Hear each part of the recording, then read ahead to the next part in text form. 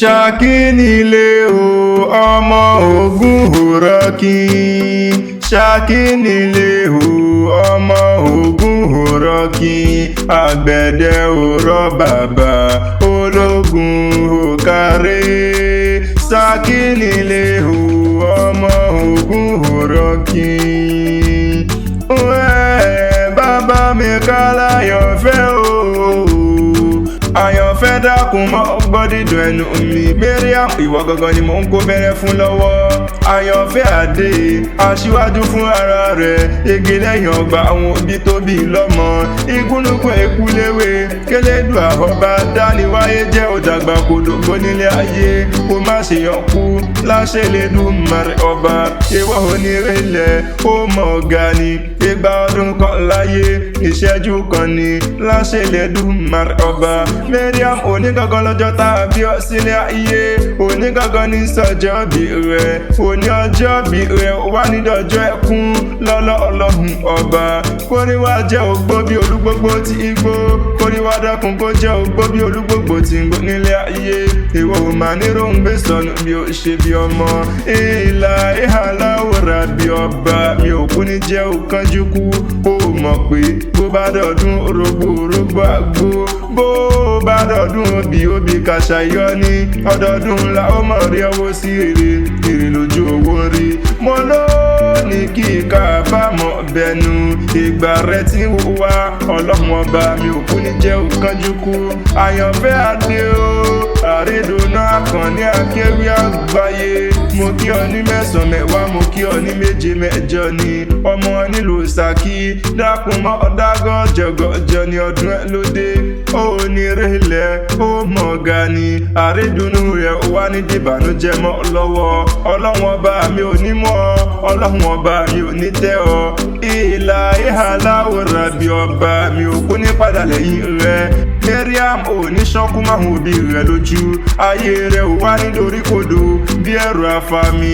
Àsìkò rẹ̀ tí ń wá ọlọ́run ọba mi ò kú ní jẹ́ òkánjú kú. Mo rọ́mọkẹ́ ọlá ìtàn. Mo pé ọmọ rìn kó mọ̀ yan fanda ni.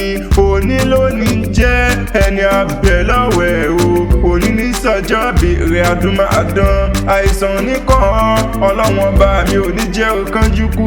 Iṣẹ́ rẹ̀ ò wá ní dojúrú láṣẹ Elédùmarè ọba. Àyànfẹ́ mi náà ni mò ń kí lọ́wọ́lọ́wọ́. Ẹ̀wà mọ́ bí ọjọ́ o. Àmọ́ bí ọjọ́ arẹwà lóbìnrin ni. Ọmọ tó fi gbogbo ọjọ́ dára bí egbin ni mò ń pè. Èmi ò máa rọ́mọ Saki tó búrẹ́wà rí. Gbogbo wọn ni wọ́n ń fojoojúmọ́ dára bí egbin ni. Mariam àbíwọ́kọ́ ni mo ṣe ọmọ nífa. Ọlá ìtàn fún òkúkú lè ṣe ọmọ òjàre. Àyànfẹ́ àdé ọmọ dára ó dẹjọ́ o. Àmọ́lẹ́wà arẹwà obìnrin ni. Abẹ́yín funfun ní gbogbo ẹnu. Ẹlẹ́yinjú ẹgẹ́ ẹlẹ́sẹ̀ òge. Àpọ́n mẹ́pọ̀ rí àwọ̀ tún obìnrin ni. Ọmọ tó fi gbogbo ọjọ́ dára bí egbin ni mò ń pè. Mariam you are the charming one tí wọ́n ń pè láyànfẹ́. Dákun wá jẹ́ ìfìyẹn gbalẹ̀ àwọn bàbá rẹ̀ lọ. Ìlọ́wọ́dé lé àwọn bàbá rẹ̀. Mariam járe lé o. Mo rọ́mọ kẹ́dà kan járe lé àwọn bàbá tí wọ́n gbé bí ọlọ́mọ gangan ni. Bébí wọn lọ́mọ wọn nílùú Saki o. Èlò alálùbáríkà. Ẹ̀yin lọ máa rógun yọ. Ẹ̀yin lọ máa rógun ṣòwò ṣe. Ẹni tí ó bá lè jà mo lẹ́ni tí ó bá lè jà kó má má bá wọn dásà à ń gbé Saki. Torí ẹ̀yin lọmọ Saki ogun Oriki. Àgbẹ̀dẹ òrọ̀ bàbá. Bó bá dìjọ́ aré ẹ̀wọ̀n ní sólógun. Bó bá dìjọ́ jà mo ní bó bá dìjọ́ jà ẹ̀wọ̀n ní sábàrí. Ogun ni bàbá yín lọ́jà ní mọ̀ọ́sù. Wọ́n bímọ sílé wọ́n sọmọ lábídógún. Nínú ilé àwọn bàbá tí wọ́n gbé bí ọlọ́mọ gangan ni. Ológun ò káré àsábàrí ò kọjá. Àgbò funfun náà fi ń bológun. Ẹ̀sìn dúdú ni wọ́n fi ń bá sábàrí.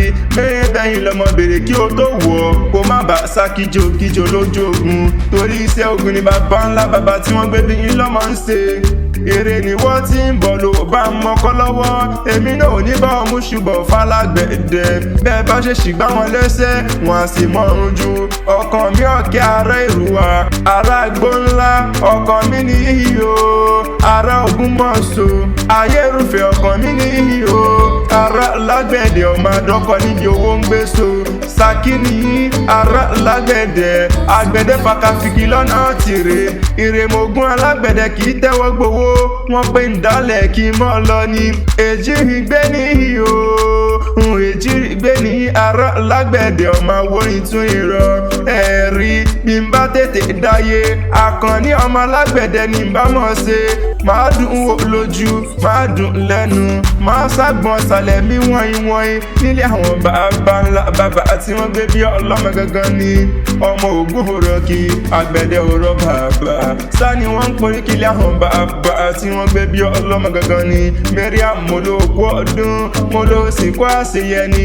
Ìwọ wá ní báwọn fọdún eléyìí ṣàṣemọ́ lágbára lọ́wọ́ Ọlọ́run ọba. Oúnjẹ tó bá ní ta ní nǹkan èmi kí ọlá tẹ̀kan. Mọ̀ pé Adésínà lèmi ń jẹ́ Habibullah ìtara ìfẹ́. Akanni Akewi Agbaye lórúkọ tèmi.